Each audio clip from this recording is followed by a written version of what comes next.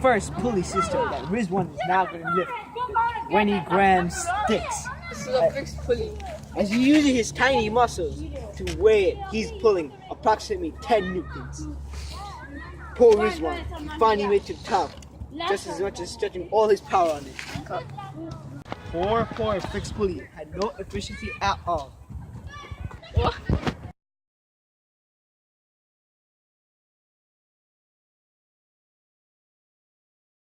Talking about pulley system today. We will be explaining the concept of pulley systems, the two types of pulley systems, and how to find the mechanical advantage work done and efficiency of pulley systems. We will then show you how a pulley system can be used in everyday life. So pulley. There are two basic pulley types. There's a fixed pulley system and a movable pulley system. As you probably already figured, the movable pulley system has a moving pulley, while the fixed pulley system has a fixed, unmovable pulley, but there's more to it. So I'm going to explain the movable pulley. A movable pulley system is basically a pulley system in which the pulley moves. In this pulley system, one end of the rope is connected to a ceiling or a wall, and the other end is connected to the load. The pulley is in the middle and moves with the load. The pulley system has a mechanical advantage of more than one because there's more than one rope supporting the weight of the load, meaning that the force required to lift the load is less. There's also a type of pulley system called the compound pulley system that has both fixed pulley and movable pulleys in it. It's really a wheel on an axle that is fixed to change direction. Some people like to think of a pulley as a wheel, just like how other people like to think that the screw is kind of like an inclined plane. But pulleys are pretty important, and that is why they have their own category.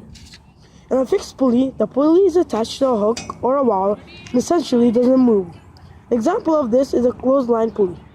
Unlike movable pulleys, fixed pulleys have no mechanical advantage because all it does is change the direction of the force.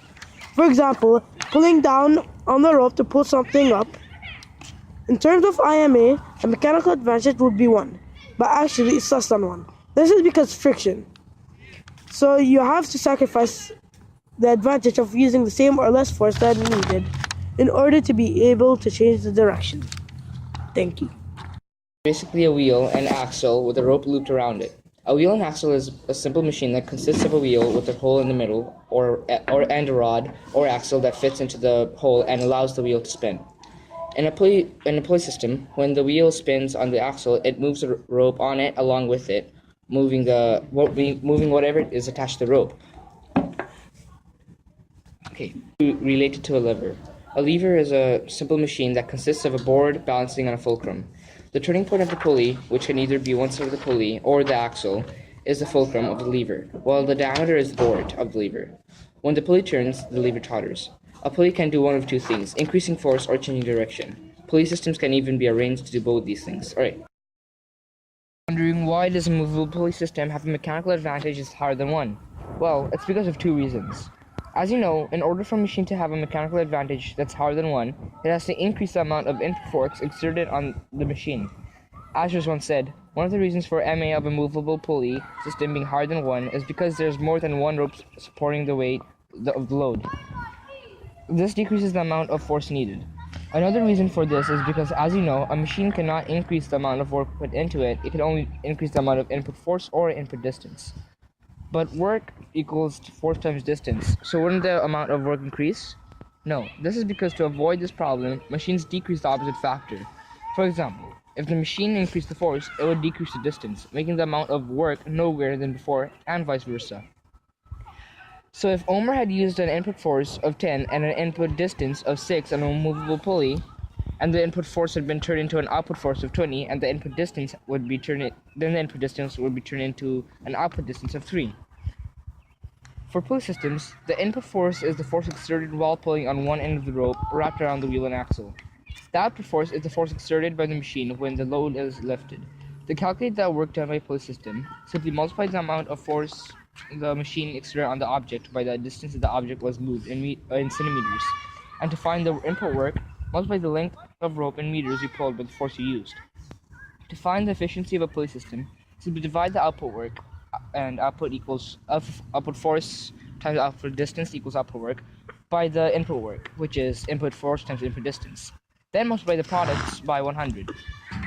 The formula is work input divided by work output times 100. The formula for finding the mechanical advantage of a pulley system is output force time divided by input force. You just have to divide the output force by the input force. Also, one way to find the IMA of a pulley system is to see how many ropes directly lead to the load. The number of ropes that do directly to the load is the mechanical advantage of the pulley system. The formula for finding IMA of less than 1 for the pulley system. So, one way to find the IMA of a pulley system is to see how many ropes directly lead to the load. The number of ropes that do directly lead to the load is the mechanical advantage of the pulley system. The formula for finding IMA of less than 1 for the pulley system is output distance divided by input distance. But this is just IMA, the ideal mechanical advantage. This doesn't take friction or other forces in consideration, but real life does. In real life, a portion of your input force will be converted into heat by friction.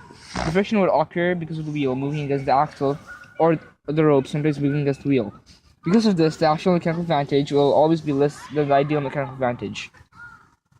So you could have an IMA of 3, while in reality, MA is 2. Also, there are other forces such as wind and etc.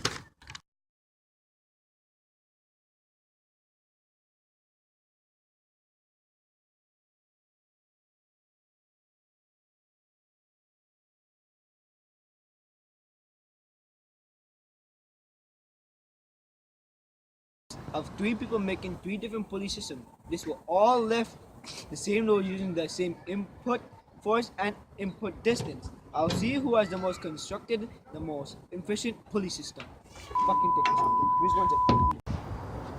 Al Habibi! Al I'm gonna tell. Now, my shield. Stick it up.